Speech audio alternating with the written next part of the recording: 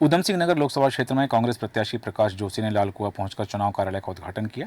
इस दौरान प्रकाश जोशी ने कांग्रेस कार्यकर्ताओं के साथ मुख्य बाजार में व्यापारियों से जनसंपर्क करते हुए कहा अपने पक्ष में मतदान किए जाने की अपील की। साथ ही उन्होंने भारतीय जनता पार्टी पर निशाना साधते हुए कहा कि पूरे 5 वर्षों के कार्यकाल में भाजपा प्रत्याशी अजय भट्ट ने बिंदुखता को राजस्व गांव बनाए जाने की कोई भी पहल नहीं की है, जबकि वो केंद्र में राज्य मंत्री भी रहे हैं। लालकुआं में बस अड्डा नहीं है। शहीद मोहन नाथ गोस्वामी मिनी स्टेडियम का आज तक काम शुरू नहीं कर पाए हैं।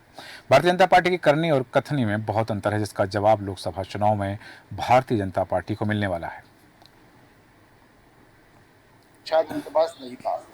उनके रक्षा राज्य मंत्री रहते हुए अग्निवीर जैसी योजना लागू हुई देश में, जिसने उन नौजवानों का, खासतौर पर उत्तराखंड सैनिक बालू प्रदेश है, तो ऐसे युवाओं के सपनों पर कुठाराघात किया जो फौज में जाकर देश की सेवा करना चाहते थे।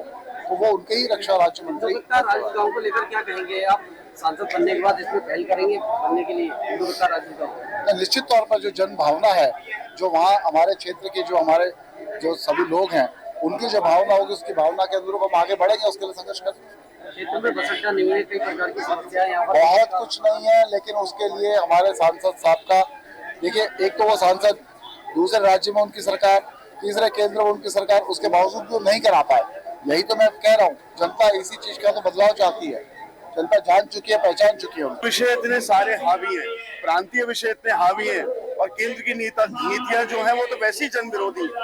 इन सारी चीजों को एक्सपोज करते हुए भारतीय जनता पार्टी का जो चाल चरित्र चेहरा है, उसको एक्सपोज करते हुए हम आगे धीरे धीरे चुनावी रण में बढ़ रहे हैं। और जनता के बीच में कांग्रेस का प्रत्येक जो साथी है वो जाने को पूरी तरीके से तैयार है, तन्मयता से तैयार है। अगर आज हम लालकुआं विधानसभा में गौला का इतना महत्वपूर्ण विषय, अग्निपथ यहाँ पे कितने हमारे बिंदुखत्ता निवासियों को प्रभावित करता है, और कई सारे गन्ने का मूल्य हो, फसल जो नष्ट हो रही जंगली जानवरों के द्वारा, कई सारे विषय कौन करेगा ठीक आके इनको? भारतीय जनता पार्टी तो प्रधानमंत्री जी का नाम ले लेती है। क्या केंद्रीय जो नेतृत्व है इनकी कोई जिम्मेदारी नहीं है?